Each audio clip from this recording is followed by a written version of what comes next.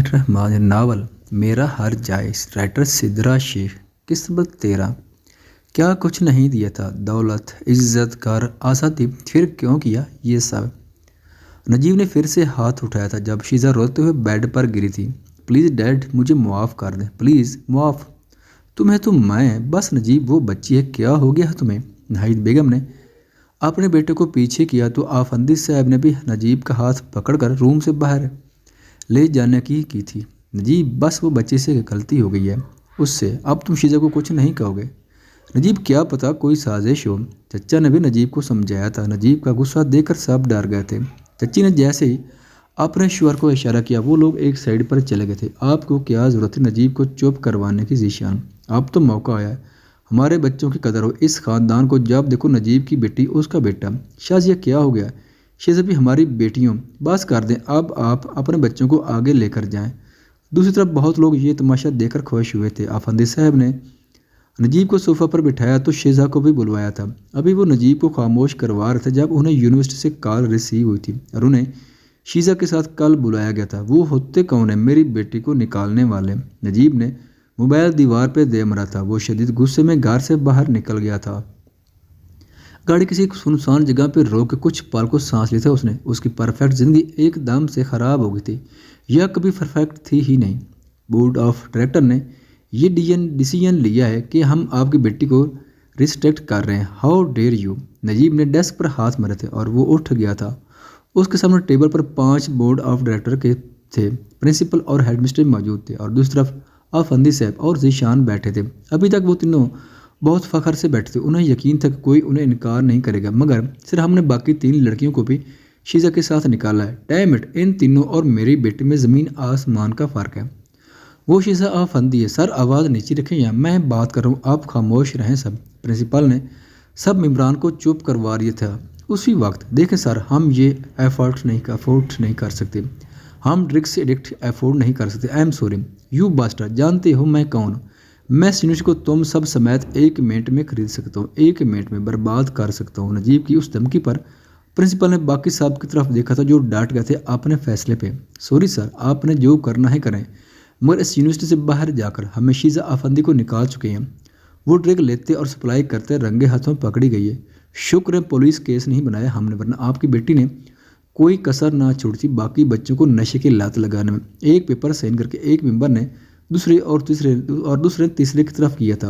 उन तमाम board of director ने साइन करके वो पेपर प्रिंसिपल को पकड़ा दिए थे। I am sorry mister Najeeb, just shut up, just wait and watch. Najeeb अपनी ब्लैक ग्लासेस लगाए रूम से बाहर चला गया था और बाहर खड़ी अमारा और शीज़ा को एक नज़र दिखा था। डैड, आई एम सॉरी, मुझे एक मौका, just shut up. Najeeb Sheeza का हाथ पकड़कर वहाँ से ले जाने लगे थे। एंट्रेंस पर जब उनका रास्ता रोकेगा स्टाफ मेंबर ने, सर आप गेट नंबर 4 से चले जाएं, यहाँ मेडिकल का एक इम्पोर्टेंट सेमिनार स्टार्ट हुआ है, रास्ता छोड़ो इडियट। नजीब के गार्ड ने रास्ता साफ करना शुरू कर दिया था। वो बिल्कुल पास से गुजर रहे थे जब तालियों में एक अनाउंसमेंट ने नजीब के कदम रोक दिए थे। मैं बुलाना चाहूँगी हमारे guest of honour doctor Hurab Ahmad को, जिनको तारीफ़ की ज़रूरत नहीं, उन्होंने अपनी बिजी शेड्यूल से हमें वक्त दिया। हुरब जैसे ही स्टेज पर गई थी गुलाब के फूलों का गुलदस्ता उसे दिया गया था और वो सब बोर्ड ऑफ डायरेक्टर एहतराम में खड़े हो गए थे अपनी अपनी कुर्सी पर। नजीब का वजूद एक पत्थर बन गया था जब उसने हुरब को देखा था। उसके हाथों से शीज़ा का हाथ छूट गया था और उसने पीछे मुड़कर अपने वालिद को देखा था। डैड। नजीब ने अब के आफंदी साहब का हाथ पकड़ लिया था और स्टेज की तरफ इशारा किया। मेरी बेटी हुरब, और हाथ उठाकर स्टेज की तरफ इशारा किया था। नजीब। आफंदी साहब ने स्टेज की तरफ देखा था और फिर अमारा और फिर नजीब की तरफ जीशान साहब भी शागड़ हो गए थे। डैड, मेरा खून। आफंदी साहब ने कभी अपने बेटे को इतना फ़ख्र महसूस करते नहीं देखा था, ना कभी मनान पर, ना कभी शीज़ा, ना कभी माहिर पर, जितना इस वक्त नजीब हुरब को देखकर प्राउड फील कर रहे थे। ये क्या कह रहे हो नजीब, अभी यहाँ से चले। जीशान ने अपने भाई को गुस्सा करने से रोका था। वो सबको वहाँ से चलने पर राज़ी कर चुके थे सिवाय नजीब के। नजीब पीछे पड़ी खाली कुर्सी पर बैठ गए थे बाकी सब के साथ, और जब दूसरी रो पर निस्वा को बैठे देखा तो हिम्मत करके साथ पड़ी खाली कुर्सी पर बैठ गए थे। निस्वा हुरब की मोटिवेशनल स्पीच में इतना खो गई कि पास बैठे शख्स को देख ना पाई थी। माँ हमेशा कहती थी जितनी शरारती मैं हूँ मैं कोई कॉमेडियन बनूंगी, मगर एक दिन सब बदल गया जब उन्होंने मुझे पास बिठाकर कहा था कि वो मुझे इस मकाम पर देखना चाहती हैं जहाँ वो खुद ना पहुँच सकी। हुरब की आंखें बाहर आई थी, हंसती हुई, बिल्कुल आप जैसी लगती है। नजीब ने जेब से रुमाल निकालकर निस्वा के आगे रखा था। उसकी आवाज़ पर निस्वा हुरब से निगाह हटा पाई थी और नजीब को देखकर चेहरे की हंसी चली गई। सीरियसली निस्वा, मैं आपसे बात मुझे नहीं करनी। बात आपको समझ क्यों नहीं आ रही? क्यों तंग करने आ जाते हैं आप? दूर रहे मुझसे, मेरे बच्चों से। वो उठने लगी थी जब नजीब ने उसका हाथ पकड़ा था और उसी वक्त हुरब ने अपनी बात जारी रखी थी। माँ कहती थी जो वो खुद नहीं कर पाई मगर वो सब कुछ कर सकती है। जो औरत अपने बच्चों को अकेली पाल सकती है, उन्हें इस काबिल बना सकती है, तो वो कामयाब कैसे ना हुई?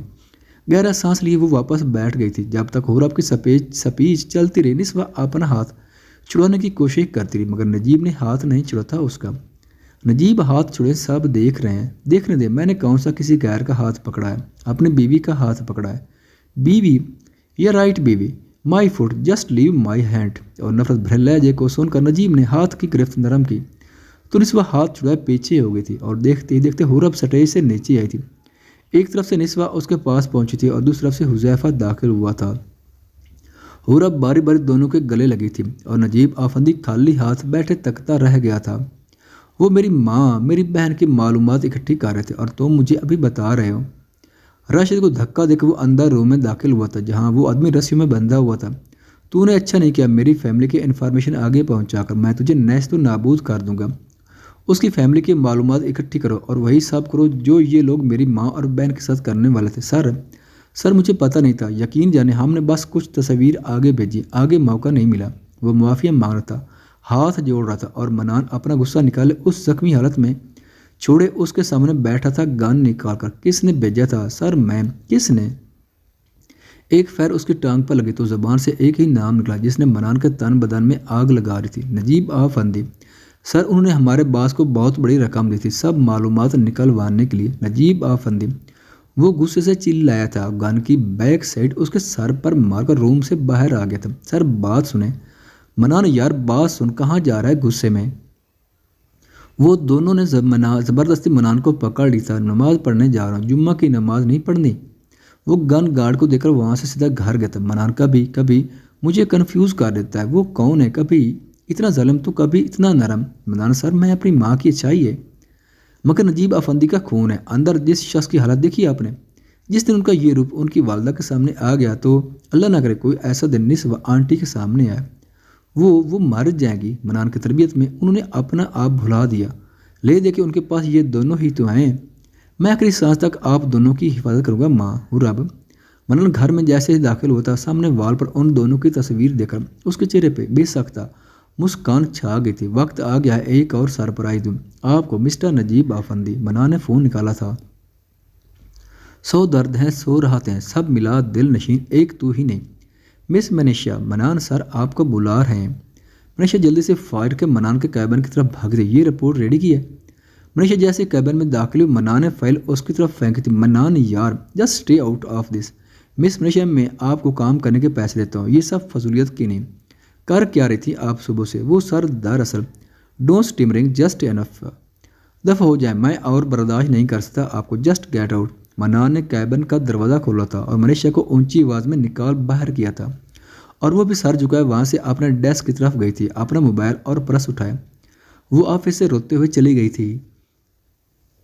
वो जैसे एग्जिट हुई थी निस्वा की गाड़ी रुकी थी। मिस मनीषा को फॉलो करें। निस्वा ने ड्राइवर को कहा था वो कुछ ज़रूरी बात करने आती, पर मनीषा को इस तरह रोते हुए देख निस्वा को उसकी फिक्र लग गई थी। उस लड़के का मैं क्या करूं? अपने सर पर हाथ रख लिया था उसने। उसे मालूम था मनान का गुस्सा उस बच्ची पर। उसे मनीषा की मनान को लेकर अट्रैक्शन का भी इल्म था और उसे कोई मसला नहीं था मनीषा को अपनाने में, मगर मनान की नफरत उस बच्ची के लिए निस्वा को फिक्रमंद कर रही थी।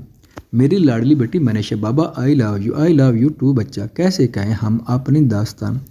बहते हैं आंसू, चुप है जुबान। वो ज़मीन पे बैठ गई थी बचपन की यादों को पास लेकर। आज मनान की बातों ने उस पर एक बार फिर ये हकीकत आशना कर दी थी कि वो अकेली है, बिल्कुल अकेली। कोई टूटा तारा मुझे घाम देगा, अपनों ने जो जख्म दिया। मौला कोई सुनता नहीं मेरी दुआएं, चुभने लगी है मुझे ये तनाई। मामा हम कहाँ जा रहे हैं? हम यहाँ से बहुत दूर जा रहे हैं बेटा। मैं अपनी बेटी तुम्हारे साथ जाने नहीं दूंगा। फिजा, तुम होते कौन मुझे रोकने वाले? तलाक दे चुके हो मुझे, सब ख़त्म कर दिया तुमने। मुआज, मैं गुस्से में था, मैं सब। एक और लफ्ज़ नहीं मनीषा बेटा। मनीषा ने जल्दी से चेहरा साफ किया था और वो सब तस्वीरें जल्दी से बेड के नीचे फेंक दी थी। उसके कमरे का दरवाज़ा अचानक से खुला था। निस्वा, मेम आप? मनीषा बहुत हैरान हुई। निस्वा को दरवाजे पर देखा। तुम्हारी आंटी ने कहा तुम रूम में हो, सो मैं आ गई। आप फिर से ऐसे क्यों आ गई थी बेटा? निस्वा ने मनीषा के चेहरे पर जैसे ही हाथ रखा था उसको महसूस हुई थी मनीषा के चेहरे पर वो नमी। निस्वा ने उसका चेहरा अपनी तरफ किया तो वो हैरान हुई थी मनीषा की सुर्ख आंखें देखकर। मना ने कुछ कहा है? चलो मेरे साथ, मैं अभी उसे डांटूंगी, उसकी क्लास लूँगी। No please ma'am. आंटी से मैम एक दिन में बिगाना कर दोगी? बिल्कुल नहीं, एक आप ही हैं, एक आप ही में तो मुझे अपनियत महसूस होती है। निस्वा का हाथ पकड़कर उसे बेड पर बिठा दिया था उसने। आप यहाँ बैठे, मैं कुछ लेकर आती हूँ प्लीज़।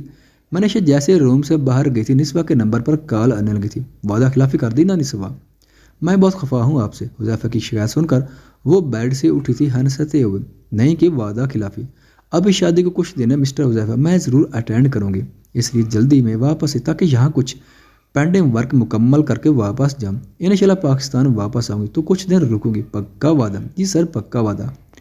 वो बात करते करते वापस बेड की तरफ आए थे जब उसके पाँव से वो फ़ोटो एल्बम टकराया था और निस्वा ने जब झुक कर उसे उठाया और टेबल पर रखने लगी तब उसकी नज़र उस पहली तस्वीर पे पड़ी थी जो फ़िज़ा और मुआज़ की शादी की थी। फ़िज़ा, निस्वा ने आहिस्ता आहिस्ता वो तस्वीरें देखना शुरू की। उस कपल के साथ उस बच्ची की तस्वीरें देखकर वो उठ गई थी। एक नज़र उसने उस पूरे कमरे को देखा और फिर उसके दरवाजे पर खड़ी शाख मनीषा पर पड़ी। आपको ये नहीं देखना चाहिए थी। मनीषा ने जूस का गिलास टेबल पर रख दिया था। I am sorry. निस्वा उसके आगे कुछ बोल ना पाए। उसे अब यहाँ से जाने की जल्दी थी, उसे जैसे आने की। आप पीछे छोड़कर जा रही हैं बाकी सब की तरह। मनीषा की दर्द भरी आवाज़ ने उसके कदम रोक दिए थे।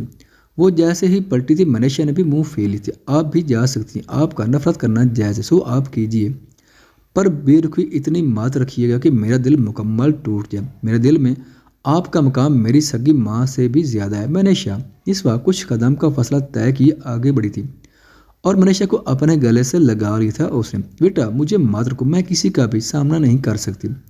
यहाँ कोई नहीं है जिसका सामना आप करेंगे। मेरे माँ बाप ने मुझे बहुत पहले एक यतीम खाने में फेंक दिया था। आपको किसी का सामना करने की ज़रूरत भी नहीं। उफ, वो हक्की बक्की रह गई थी। मनीषा ने निस्वा को बेड पर बिठाया था। मुझे इतना मालूम है आपकी बर्बादी में मेरी माँ का भी इतना ही हाथ है जितना उनका। निस्वा बहुत कुछ कहना चाहती थी, बहुत कुछ पूछना चाहती थी, पर मनीषा की मुआफ़ी ने, उसके हुक्कों ने निस्वा की ज़बान बंद कर दी थी। उस बच्ची को अपने सीने से लगाया। वो कितनी देर वैसे ही खड़ी उसे चुप करवाती रह गई थी। कुछ हफ्ते बाद, सर ये प्रोजेक्ट हमारे हाथ से निकल चुका है और तुम मुझे अब बता रहे हो इस पार्टी में लाने के बाद मेरी इंसल्ट कर रहे हो। नजीब ने अपने पी को कॉलर से पकड़कर अपनी ओर किया था। सॉरी सर, मुझे भी अभी मालूम हुआ। उसे खरीद लो, उसकी कंपनी को खरीद लो। तुम जानते हो ये प्रोजेक्ट मैंने माहिर को देना था उसे कंपनी का सीईओ बनाने के बाद। नजीब की बात पर उसके दोनों चचा और चचा के दोनों बेटे शाक हुए थे और गुस्से में भी आए थे। सर वो बिकने वाला नहीं है। ये मनान अमीन अहमद आ चुके हैं सर। पीछे से एक आवाज़ गूंजी थी। मुझे यकीन नहीं आ रहा वो सच में यहाँ पाकिस्तान में आया हमारी पार्टी में। और नजीब तुम्हें उससे मिलवाऊँ जिसने उस प्रोजेक्ट को हम सब से छीन लिया। बाकी सब बिजनेसमैन हंसे थे सिवाय नजीब के। उसने एक नज़र पीए को देखा था उसका नाम सुनकर। क्या ये वही है जिसने माहिर पर हाथ? जी सर ये वही है। नजीब उसे पीछे पुश करके बाहर चला गया था। यहाँ 3 गाड़ियाँ बैक वक्त रुकी थी। यही मॉडल मैं अपने बेटे को गिफ्ट करना चाहता था मगर लिमिटेड एडिशन था, मिला नहीं। ये गाड़ी खुद डिज़ाइन की है उन्होंने। मैन्युफैक्चरिंग किंग बोला जाता है उन्हें इस फील्ड का। वो लोगों की बातें सुनता उसका खून और खोल रहा था। नजीब का बस नहीं चल रहा था। वो सेंट्रल वाली गाड़ी से उस शख्स को निकाल कर इतना मारे कि अपने बेटे के जख्मों का सबक सिखा सके। फर्स्ट गाड़ी से गार्ड निकल कर वहीं खड़े हुए थे और लास्ट गाड़ी की गार्ड ने दरवाज़ा खोलकर सेंटर वाली गाड़ी का दरवाज़ा ओपन किया था। सब क्लियर है सर। वो जैसे ही बाहर आया था उसने सबसे पहले अपने कोट का बटन बांध किए थे और एक नज़र अपने गार्ड्स को देखा था और एक इशारे में वो सब वापस कुछ कदम के फासले पर चले गए थे। वो तीनों गाड़ियाँ भी आगे पार्किंग पर चली गई थी। मिस्टर मनान, मोस्ट वेलकम सर। मुझे उम्मीद नहीं थी आप हमारी दावत पर यहाँ आएंगे। मुझे सामने वाले को सरप्राइज़ देना ज़्यादा अच्छा नहीं था मिस्टर चौधरी। वो तो कर दिया आपने। क्यों guys? Meet my business partner Najeeb Afandi. उन्होंने सबसे पहले नजीब को इज्जत दी थी और कंधे पर हाथ रखे मनान से इंट्रोड्यूस करवाया था। मिस्टर मन्नान, मैं मुझसे हार जाने वाले लोगों से हाथ नहीं मिलाता। मिस्टर आफंदी, आप हाथ उसने अपने पैंट की पॉकेट में डाल लिए थे। हम सबको हार्ट कर रही थे यार। चौधरी साहब ने मजाक में बात टाली थी, पर नजीब आगे बढ़ा था और मनान की आंखों में आंखें डाली थी। दोनों बाप बेटे एक ही कद काट के बराबर थे। एक डील जीत कर तुम जिन परों के साथ जिन हवाओं में उड़ना सीख रहे हो, मैं सालों से उन हवाओं का रुख बदलता हूँ। रोज़ हज़ारों डील जीतता हूँ। एक तुम जीत के हजम करो, मुझे पसंद नहीं मेरे सामने कोई मुझसे ज़्यादा गरूर लिए खड़ा रह जाए। मनान बेसाख्ता हंस दिया था, और जिस तरह वो हंसा था वो हंसी किसी खतरनाक अलार्म से कम ना थी। मनान अब के हाथ जेब से निकाल चुका था। वेल मिस्टर नजीब अफंदी, आप आदत डालें, मैं आ गया हूँ, बस गिनते जाए और कितनी हार से आशना करवाता हूँ मैं आप जैसे हवाओं के रुख बदलने वाले बिजनेस टाइकून को। मैंने बताया ना, मुझे समन को सरप्राइज करना अच्छे से आता है। चले मिस्टर चौधरी। नजीब के कंधे को मनान का कंधे टच किया था जब वो जानबूझकर टकराकर अंदर चला गया था। That was so intense Najeeb, क्या कोई पुराना दुश्मन है? उनके दोस्त ने पूछा तो नजीब ने वापस मन्नान की बैग को देखा था, जो वैसे ही सबको मिल जैसे वो उन सब का मालिक और बाकी सब गुलाम हो।